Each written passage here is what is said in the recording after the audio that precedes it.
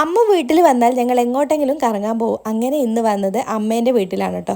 ഇത് ഞങ്ങളുടെ സ്വന്തം അമ്മമ്മയാണ്. ഇന്ന് മെയിനായിട്ട് വന്നത് അമ്മേൻ്റെ ചേച്ചിനെ കാണാനാണ്. ഇതാണ് കേട്ടോ അമ്മേൻ്റെ ചേച്ചി. അപ്പോൾ വീണിട്ട് കൈപൊട്ടിയതാണ്. അപ്പോൾ ഞങ്ങൾ കാണാൻ വന്നതാണ്. പിന്നെ ഞാനും അമ്മവും അമ്മമ്മയും ആച്ചയും ഒക്കെ ഇരുന്ന് സംസാരിച്ചു.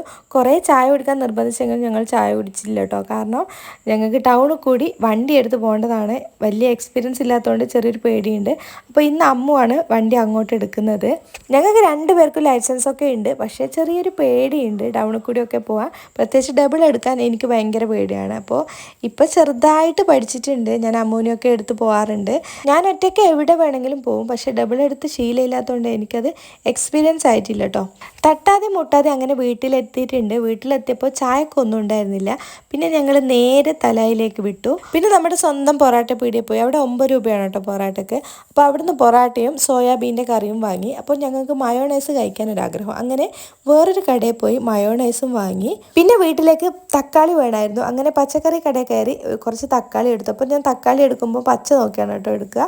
പഴുത്തത് എടുത്താൽ അധികം കേടായിരിക്കും. അങ്ങനെ പച്ച കുറേ തക്കാളി എടുത്ത് അതും ബില്ലാക്കി ഞങ്ങൾ നേരെ വീട്ടിലേക്ക് പോന്നു. വീട്ടിലെത്തിയപ്പോഴേക്കും ഭയങ്കര വിശപ്പും തലവേദനയും ഒക്കെ ആയിരുന്നു. അപ്പം ഞാൻ ആദ്യം ഒരു കട്ടൻ ചായ കുടിച്ചു. അതിനുശേഷം നമ്മുടെ പൊറാട്ടയും സോയാബീൻ്റെ കറിയും മയോണൈസും കൂട്ടി ഞങ്ങൾ എല്ലാവരും ഇരുന്ന് ഫുഡ് കഴിച്ചു. അപ്പോൾ സോയാബീൻ്റെ കറി നല്ല ടേസ്റ്റ് ഉണ്ടായിരുന്നു. ചിക്കൻ കറി പോലെ തന്നെ ഉണ്ടായിരുന്നു കേട്ടോ.